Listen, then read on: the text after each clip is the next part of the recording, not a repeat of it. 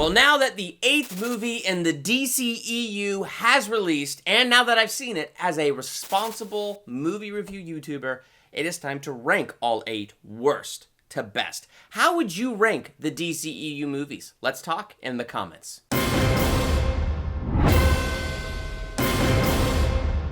Welcome to Durbania. I'm Durbin, and this is my ranking of all 8 DCEU films worst to best. I love talking DC. Even though the DCEU has definitely had some really big lows and some really good highs, I still enjoy talking about it. I just did a video of the 7 DCEU movies preceding Birds of Prey and doing my theological takeaways from each movie. That was a blast. I did that with my patrons. Check that out. Now that Birds of Prey is out, it's time to throw Birds of Prey into that mix and rank all 8 worst to best. Where would you rank Birds of Prey? How would you rank all 8 movies? Let's talk. Number 8, Suicide Squad. I just don't have much to say about this that I haven't already said. It's my least favorite because, yeah, the Jared Leto Joker, he's not my favorite Joker. The script, it definitely felt rushed because it was. In the editing, you could just tell it was recut so many times, and then finally a trailer company recut it because they didn't quite know what to do with this movie or what it was.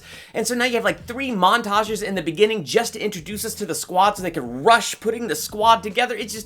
It didn't work. But to end this on a positive note, Margot Robbie, Will Smith. They were definitely the 2 best parts of Suicide Squad.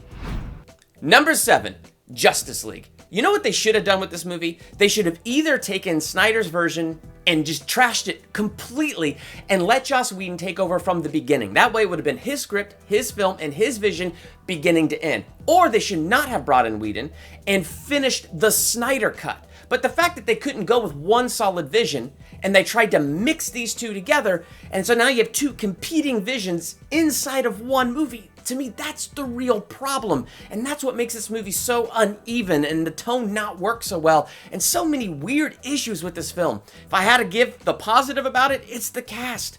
And that's what just breaks my heart. The cast is so great, and I enjoyed their chemistry on screen. I want to see more of these heroes, and I want to see a good version of Justice League because I want to see these heroes done justice.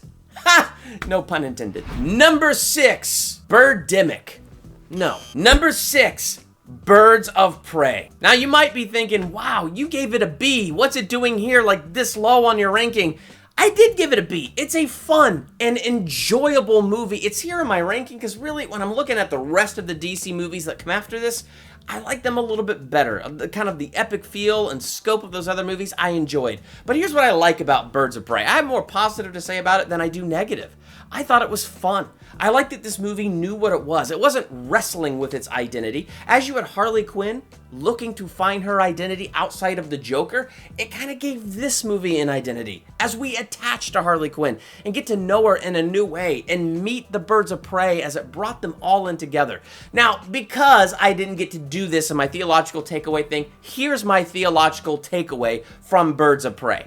Harley Quinn is spending this movie trying to find her identity somewhere else. She found her identity in the Joker and in his kind of protection and in kind of all the mania that he was. That's where she found her identity. But you see, he rules through fear. And so it's that fear that really kept her bound, but she was finding her identity in that. And then you have Black Mask, who at the end of this movie is shouting, "You're nothing without the Joker. And if you have me, I can make you something again." And so here he is trying to get her, again, a slave to finding her identity somewhere else. And how does he rule? The same way the Joker does, through fear and through abuse. And here is the enemy yet again trying to bind her identity to that. But she finds the strength at the end of this movie to not define herself by the Joker or Black Mask or to have her identity in those things. So my theological takeaway is, how many times do we try to find our identity in our jobs or in their relationships or finances or any number of things? All of those things are fickle. They come and go. They rise and fall. And as those things rise and fall, if our identity's in it, then that's going to rise and fall. But if we place our identity squarely in Jesus, He's untouchable. He is unshakable. And when we find our identity in Him who made us, we become more ourselves than we ever were before, and that becomes a firm foundation. And that's what Harley Quinn was looking for in this movie, a firm foundation to find her identity. Number 5, Batman vs. Superman, the Ultimate Edition. To me, the theatrical cut doesn't even exist because I can't even believe what they edited out of that movie. The inside of the chair was lined with lead. You couldn't stop it. You couldn't see it. It still, though, is fraught with weaknesses. Like, it feels rushed to me just because, they rushed the Doomsday storyline. You can tell they're kind of rushing to put together a Justice League and build a universe with this second movie in the DCEU. And the marketing was a big problem for this movie. Could you imagine if the marketing didn't blow the surprise that Wonder Woman was in this movie? Or didn't blow the surprise that Doomsday was in this movie? Could you imagine that we could have had much more fun if both Wonder Woman and Doomsday were surprises and we were surprised by their appearances in the film? Even me, who thinks Doomsday was a little too soon, if I was surprised by his existence, I think that surprise would have made it just a little bit better. I would have loved to have gone into this movie not knowing this was going to be a DC Trinity film and then utterly blown away by the fact that it was.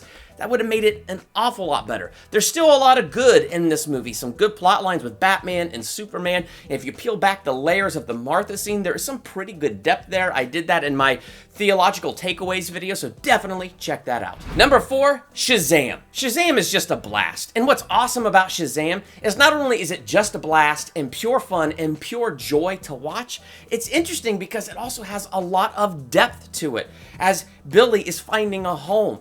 And finding a home with this family that actually loves him. Here he is rejecting it because he's searching for this one thing, and yet the love and acceptance that he's been searching for was right there with him in this foster family the entire time. So I thought that was an interesting plot line. It's also interesting he takes the name Shazam, and when he takes that name, he gets transformed into his full potential. But one of the main plots of the movie is him realizing that full potential. He's become it, but now he's got to figure out how to utilize that potential, how to actually walk it out. So there's a lot of cool things in this movie that have depth, but at the same time, it's just stinking hilarious. Number 3, Aquaman. I just love the King Arthur storyline that this movie does. Pulling the sword from the stone because he's worthy. In this case, it's pulling the trident from the hand of the dead dude because he's worthy. But it worked. I enjoyed Jason Momoa's performance as Aquaman and the fact that they took him riding a seahorse and managed to make that cool. Bravo, James Wan. Bravo. Number 2, Wonder Woman. What more can be said about this movie as well? I mean, I just love the portrayal of Diana Prince from Gal Gadot. I think she did a great job just showcasing the hope that existed in her heart. I mean, it had a little bit of naivete wrapped around it, but also there's a lot of wisdom in there and just a lot of pure goodness where she wants to be a help. I mean, No Man's Land is one of my favorite scenes, not just because of how she takes No Man's Land, but because everything building up to it, she wants to help this person over here and that person over there. She's desperate to help, and finally she can take it no more, so she takes No Man's Land and she saves that village. It's actually just incredible. One of the deepest plot lines ever revealed in this movie. It's not about what you deserve, it's about what you believe.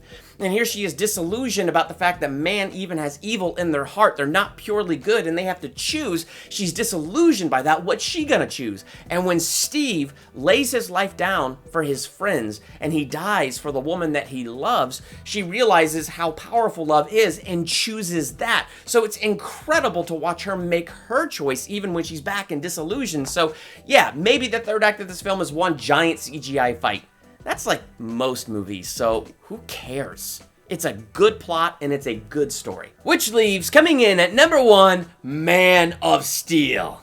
I'm biased and I don't even care. Superman is my favorite superhero, but Man of Steel as it is, I think is a great story of Superman in the modern world. There's just so much I like about this. I have defended this movie so many times. I'll put links to those videos in the description below, but let's just say Man of Steel is my favorite. There are those that argue it's too dark. There are those that argue it's too destructive and outside of the character of Superman. To those people, I would say, I disagree. I think this movie is pretty darn good and fine as it is. But let's talk about that in the comments. So that's my ranking of all 8 DCEU movies worst to best. How would you rank all 8 DCEU movies? I want to see your ranking in those comments below. And while you're there, hit that subscribe button to become a Durbanian and hit the bell by the subscribe button so you're notified the next time I drop another ranking video, movie review, theological analysis, or anything else I do here. I'm Durbin. Thanks for checking out Durbania.